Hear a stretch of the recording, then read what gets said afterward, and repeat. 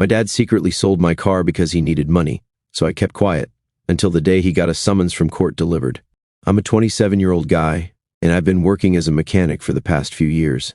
I love cars, always have. After a couple of years of saving, I finally bought myself a car last year, a sleek black sedan that I poured my heart and savings into. It wasn't just any car to me, it was my pride. I'd spent months customizing it, adding parts here and there, making it feel like mine in every way, from the engine to the leather seats. It was my dream ride, but my dad, well, he never got it. He's never really respected my choices when it came to spending my own money. He always saw cars as a waste of cash, just another stupid expense. I'd heard his speeches before, things like, "Why spend on that when you could save?" or "You're throwing money away." I learned to brush it off because he's just old school that way, but it got under my skin sometimes, especially because, despite everything, I thought he'd respect how hard I'd worked to get that car. For as long as I can remember, Dad's had money problems. They come and go like waves. Sometimes he's doing all right, and then, out of nowhere, he's in trouble again. I never knew the full details, but I had a feeling things were rough for him recently. Still, I never imagined he'd do anything crazy, not until that day. It was a regular Tuesday morning when I went outside to find my car wasn't in the driveway. My first thought was that maybe my dad had moved it, but the longer I looked, the more I started to feel a gnawing sense of panic. I walked up and down the street, even checked with the neighbors to see if anyone had noticed anything, but no one had seen it. I ran inside and found him in the kitchen trying to act casual. My heart was pounding, but I tried to keep it together as I asked him if he'd seen my car. He shrugged it off, saying something vague about needing space in the driveway, but there was something in his voice, something shifty. He wouldn't look me in the eyes, which is when I felt the first real pang of worry. I started pressing him, my voice getting louder without meaning to. I needed answers. He kept brushing me off, muttering things that didn't add up. After what felt like an eternity, he finally let it slip. He'd sold it. My car, the car I'd spent years saving for, hours working on, my pride and joy, it was gone. Dad looked at me like he was expecting me to just understand. He told me he needed the money, that he'd been backed into a corner and had no other choice. He thought I'd get it. I was speechless, caught between fury and shock. How could he think I'd be okay with this? He'd taken something that didn't belong to him, something that meant the world to me, and just sold it off without even asking. He genuinely believed I'd forgive him, because according to him, family comes first, and apparently my car didn't count. I couldn't believe it. My mind was spinning as I tried to wrap my head around what he'd done. I demanded to know where my car was, who he'd sold it to, how much he'd gotten for it, but he was dodging my questions, giving me vague answers like he didn't owe me an explanation. The betrayal was sinking in deep, and I couldn't shake the anger building up inside me. I thought about all the late nights, the extra hours I'd worked, the sacrifices I'd made just to save up for that car, and how he'd undone it all in a moment without a second thought. My friends were just as shocked as I was when I told them what happened. They threw out ideas, asking if maybe it had been stolen, suggesting I check local security cameras. But the more I talked it out with them, the more the awful reality hit me. My dad had sold it for real, not caring what it meant to me. After piecing things together, I confronted him one more time, asking if he was going to make it right. He just looked at me, almost annoyed, and said that he didn't have any other options. In his mind, he'd done what he had to do, and that was that. He said I could always get another car later, as if that somehow made it okay. I could feel myself losing control, every word he said making it worse. My dad didn't get it, he didn't care. To him, my car was just a thing he could use to fix his problems. That's when I realized that this wasn't just about a car, it was about respect. I had no idea where to go from here, but I knew one thing for sure, I wasn't going to let this slide. My friends suggested going to the police. Some even offered to help me look into legal options. I could tell they thought I should hold him accountable, that he'd crossed a line, and they were right. When I told him I might have to get the law involved, he looked at me like I'd lost my mind, like he couldn't believe I'd actually go that far. But what else was I supposed to do? He'd left me no choice. I gave him one last chance, told him he had a few days to get my car back, or I'd have to take it further. He didn't say a word, didn't even seem fazed. That just fueled my anger more. I couldn't believe he thought he'd get away with this, that I'd just let it go. This wasn't over, not by a long shot. After a few days passed without any word from my dad, it became clear he wasn't planning to return my car or make any effort to resolve this. He ignored my ultimatum completely, as if I'd never even given him one. I waited and checked in on him, expecting maybe a call or a text with some kind of explanation, but nothing, just silence. It felt like he thought I'd eventually just drop it, let it slide. But that wasn't going to happen. I started looking into legal options, unsure if it was even possible to pursue something like this with family involved. A friend referred me to a lawyer, and after explaining the situation, they advised me to press charges. According to them, the value of the car alone made this a case worth pursuing, not to mention the fact that I could provide solid proof of ownership. The lawyer laid it all out, saying that I needed to gather every document related to my car purchase. So I went through my files, pulling out receipts, proof of purchase, and insurance documents. Basically anything that could show, without a doubt, that the car was mine and mine alone. Word about what had happened spread quickly through my family. Some of them reached out with reactions all over the place. A few of them supported me and agreed that my dad had crossed a major line. But then there were others, the ones who thought this was something I should let go because it was just family business. They didn't see the car as a big deal and figured it was better to keep the peace. I tried to explain that it wasn't just about the car, it was about respect and boundaries. My mom got involved, which was a surprise. She usually tries to stay out of conflicts, especially ones that involve my dad, but this time, she called me and said she had no idea he'd done something this extreme. She told me she felt blindsided and even betrayed, saying she didn't agree with what he did and understood why I was taking a stand. She still tried to mediate, though, hoping there was a way to fix things without making it a legal issue. But I'd already given my dad a chance, and he didn't take it seriously. After going back and forth on what to do, I decided to file a police report. It felt strange, honestly. This was my dad, after all, and I never thought I'd be in a position to do something like this. But it seemed like the only way to get through to him. The officer I spoke to took my report seriously, and they didn't treat it any differently just because it was family. They made it clear that if a crime had been committed, family ties didn't change the legal side of things. I told them this was my last resort. I just wanted my car back. When the police showed up at my dad's place to talk to him, it was a whole different story. He was furious, calling me all kinds of things, saying I was ungrateful and that he'd only done it for the good of the family. He kept repeating that he didn't have a choice, as if that was supposed to make it all right. He accused me of disrespecting him and putting strangers, the police, before my own family. I could see how deeply he was in denial, convinced he'd done nothing wrong and that I was the one who was out of line. Then my siblings started to weigh in. Some of them, mostly my older siblings, reached out to beg me to drop the report, saying I was tearing the family apart over just a car. They argued that things were already tough for our dad, and I was only making things worse. A few even said they were disappointed in me for not just letting it go, but I wasn't about to let guilt or family pressure make me back down. I knew I'd given my dad more than enough chances to make this right. Once the police began their investigation, they started reaching out to find out who had purchased the car. I had no idea who this person was, and honestly, I started to feel bad for whoever bought it, especially if they had no idea about any of this. But a couple of days later, I got an unexpected call. It was the buyer, and he sounded genuinely shocked when I told him the situation. Apparently, my dad hadn't mentioned that he didn't have permission to sell the car. The buyer told me he was willing to cooperate and apologized, saying he thought everything was legitimate. Meanwhile, my dad tried to buy more time, promising that if I just gave him a few more weeks, he could sort everything out and get the car back for me. I refused. I'd given him more than enough chances, and at this point, I couldn't trust a word he said. Every promise he made just sounded like another excuse to delay things, hoping I'd eventually drop it. In the middle of all this, I decided to post about the situation on Reddit. I figured maybe getting some outside perspective would help me figure out if I was overreacting or if I had every right to be doing what I was doing. The responses were pretty mixed. Some people completely supported me, saying my dad had crossed a line and that I had every right to go to the police. Others, though, questioned if taking legal action was the best move, considering it could tear my family apart.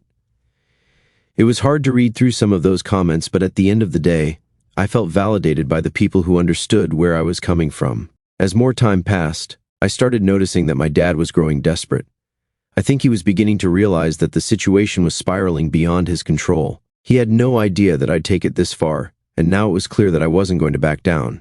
With the buyer willing to cooperate and the police involved, it was only a matter of time before everything came to light. Not long after filing the police report, my siblings decided to step in. They organized a family intervention, apparently hoping to make me see that pressing charges wasn't the answer.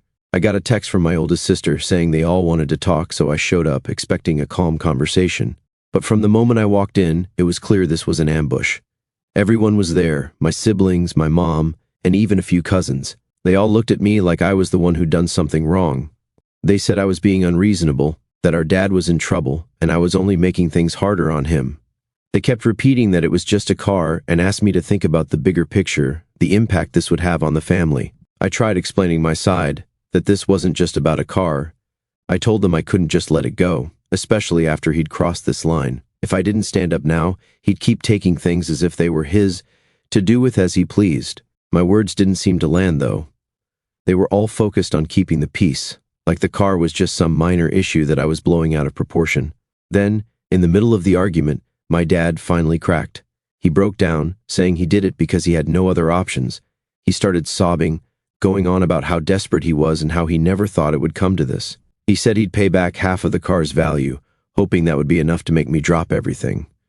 But for me, that wasn't even close to what was needed to make things right. He didn't seem to get that the money wasn't the issue. The family members in the room split after that. Some of them seemed to feel sorry for him, looking at me like I was the bad guy for not accepting his offer. Others were clearly on my side but kept quiet, just watching everything unfold without stepping in. I could feel the room dividing, with half of them just wanting this to be over, and the rest understanding why I couldn't let it go. Not long after that, the police decided to escalate things. They showed up at his workplace to question him, which definitely caught him off guard. This was no longer just a family argument, it was real, and he had to face the consequences. That's when he started telling extended family members that I was exaggerating everything, claiming I never even used the car, that it just sat in the driveway most of the time. He tried to paint me as selfish, as if I was punishing him for something trivial. Meanwhile, my friends were rallying around me, constantly checking in and reminding me that I was doing the right thing. A couple of them even offered to help with legal costs if things dragged out, which meant a lot. Knowing I had people who genuinely supported me made it a little easier to push forward, even as my family was tearing itself apart over this. My dad's financial situation started to get worse as the investigation dragged on, and word got around at his work. The pressure was clearly affecting him, and it created more tension at home. My mom kept asking me to just let it go, saying it was putting a strain on everyone. She wasn't happy about what he'd done, but she thought it was my responsibility to put family first.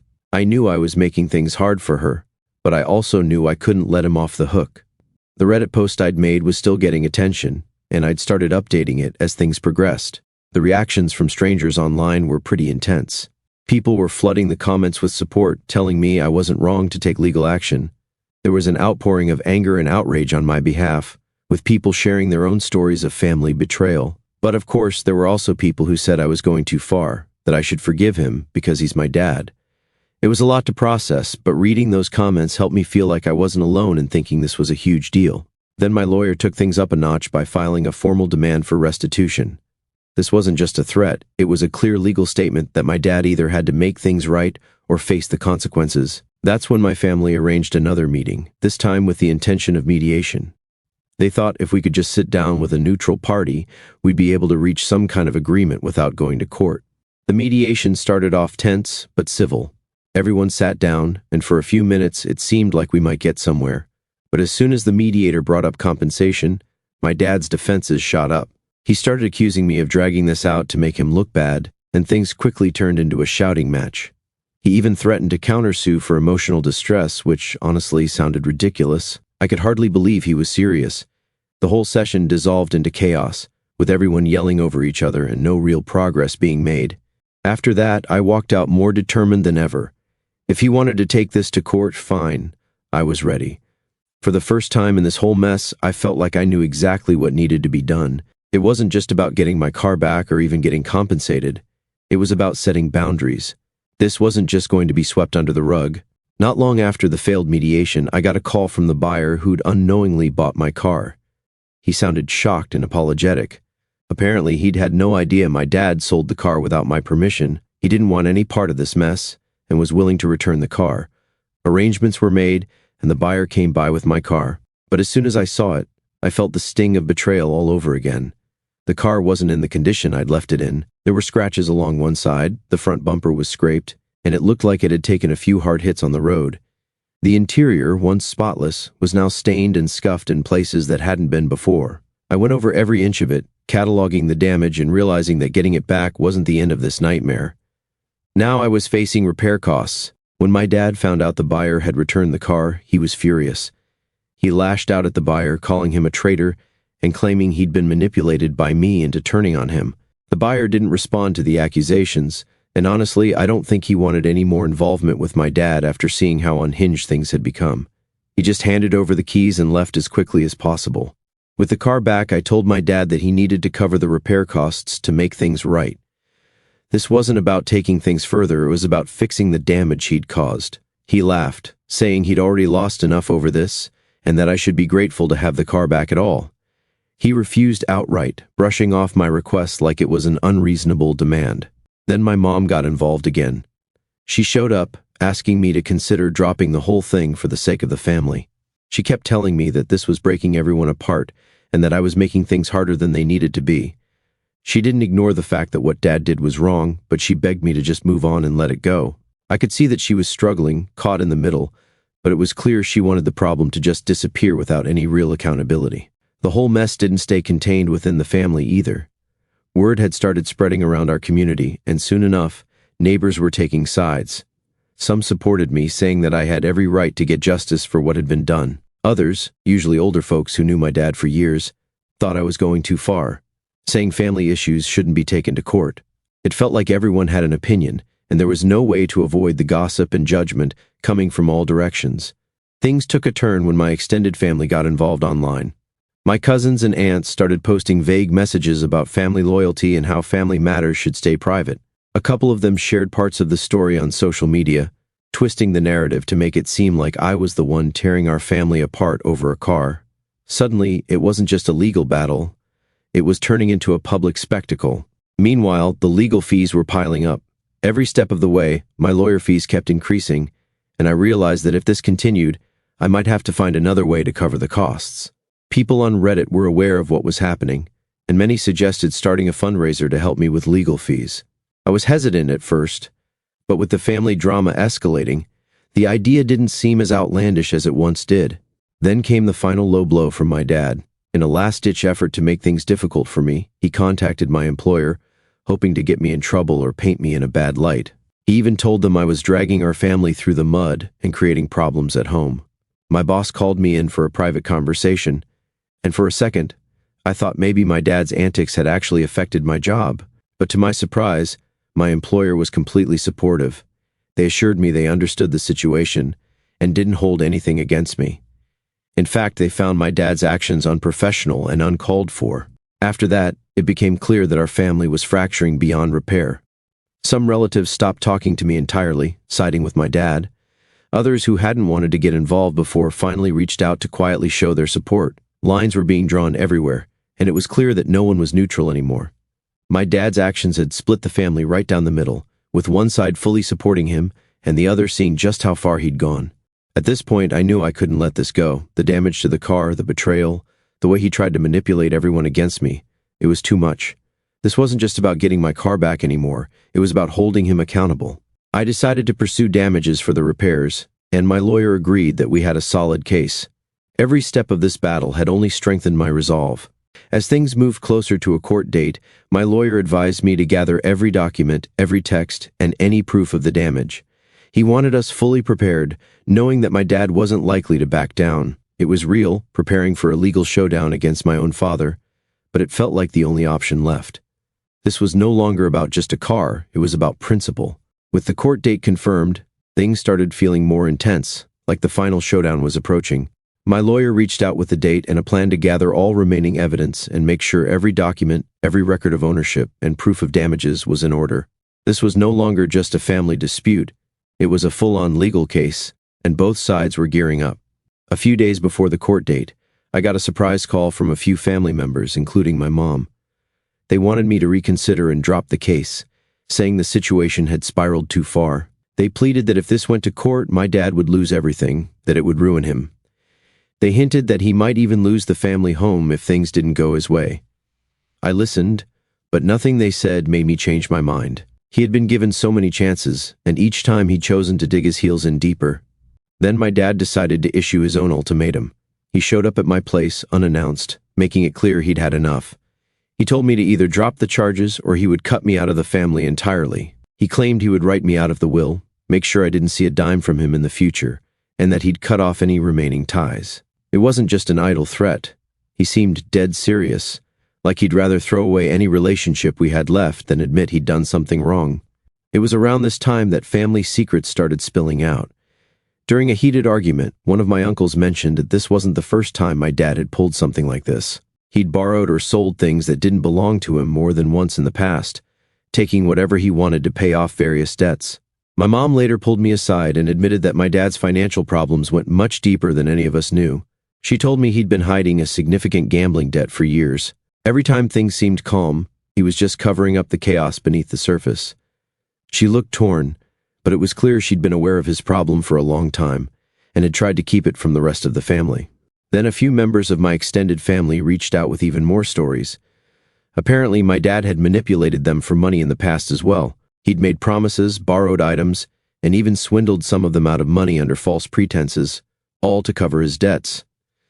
This pattern was worse than I'd realized, and it was clear I was far from the only one he'd wronged. Meanwhile, my lawyer dug deeper and discovered that by selling my car without permission, my dad might have committed other legal violations. This added another layer to the case, one that could increase the damages he'd be liable for. When he heard about this, my dad went on a rampage, accusing me of trying to ruin him. He told people I was pursuing this case out of spite, and even suggested that I'd somehow manipulated the buyer into returning the car just to make him look bad. Life at home became unbearable. Every time I was there were arguments, silent treatments, and tension so thick it was hard to breathe. At one point, I started considering moving out temporarily, just to get some peace. A close friend offered me a place to stay if things got too bad, saying he'd noticed how this situation was affecting me and just wanted to help. Even my CO workers, who'd heard bits and pieces of the story, began rallying around me. They chipped in to help with court expenses, offered advice on handling the family pressure, and some even shared stories about family issues they'd faced, making me feel less isolated. Meanwhile, some Reddit users with legal backgrounds reached out, suggesting ways to push for a mediated settlement. They said it might prevent the case from becoming a public spectacle, and a few even volunteered to connect me with legal resources to strengthen my case. The Reddit community kept me focused, reminding me that I wasn't alone in this, no matter how isolated things felt at home. My dad's behavior took a turn for the worse. He started showing up at my workplace, trying to talk things out, but always ended up making a scene. It happened more than once, and security had to step in. I didn't want to drag my work into this, but his actions left me no choice. The last time he showed up, my boss had to step in and ask him to leave, which was embarrassing but also, somehow, empowering. It was like a line had been crossed, and I realized just how far he was willing to go to avoid facing the truth. That's when I knew for certain that I couldn't back down. I'd spent weeks hoping he'd come to his senses, but with the court date approaching, it was clear that wasn't going to happen. Every time he pushed, it only strengthened my resolve. Dropping this case would only enable him to keep doing what he'd always done, using and manipulating those closest to him.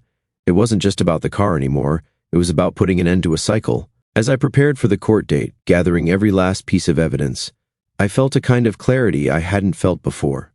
This wasn't just my fight, it was standing up for everyone he'd hurt, everyone he'd taken advantage of. There was no going back now. The day of the court appearance finally arrived. Walking into that courtroom felt surreal, especially knowing my dad would be sitting on the other side, facing the consequences of his actions. The tension in the room was thick, and as I took my seat, I glanced over to see him, but he wouldn't look at me. It was like we were strangers, separated by a legal dispute instead of a lifetime of shared family memories. My dad's lawyer opened with a defense built around familial necessity. They argued that my dad's actions were justified because he was doing what he believed was best for the family, especially in a financial crisis. They claimed that he had the right to take the car as part of a sacrifice to keep the family stable.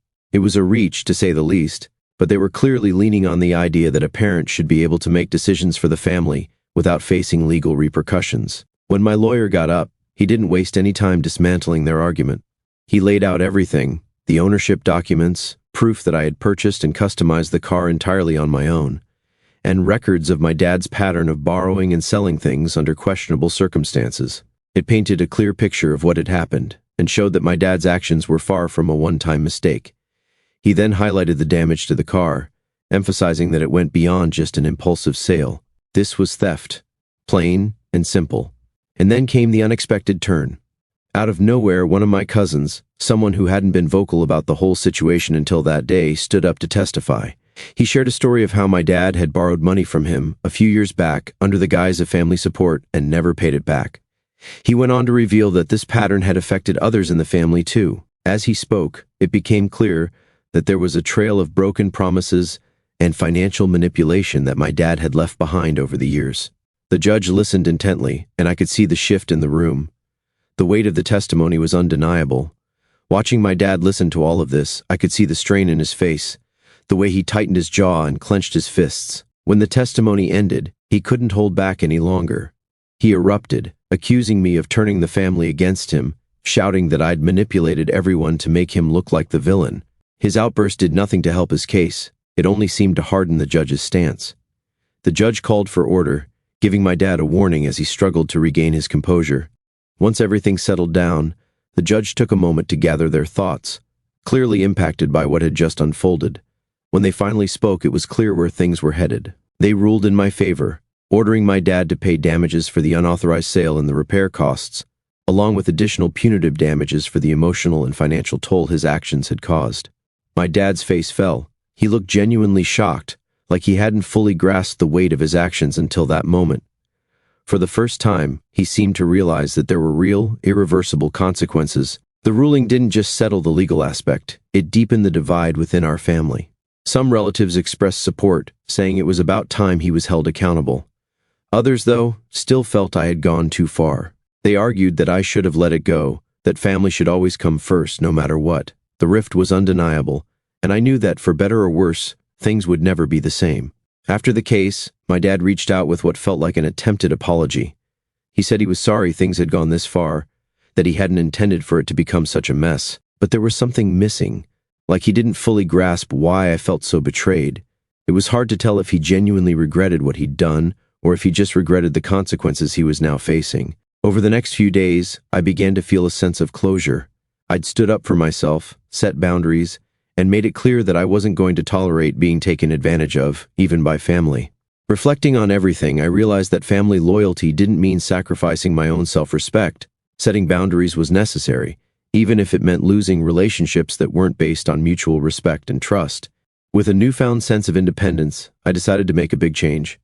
I started looking for my own place, somewhere to finally live on my own terms, away from the family drama. Moving out was a huge step, but it felt like the right one. It was time to build a life that wasn't overshadowed by old family issues or toxic dynamics. This experience taught me a lot. It showed me the importance of boundaries, of standing up for myself, and of finding strength in unexpected places, like an online community of strangers. I was moving forward, ready to start a chapter defined by my own choices, free from the burdens of past conflicts. I felt optimistic about the future, finally ready to focus on building a life on my own terms.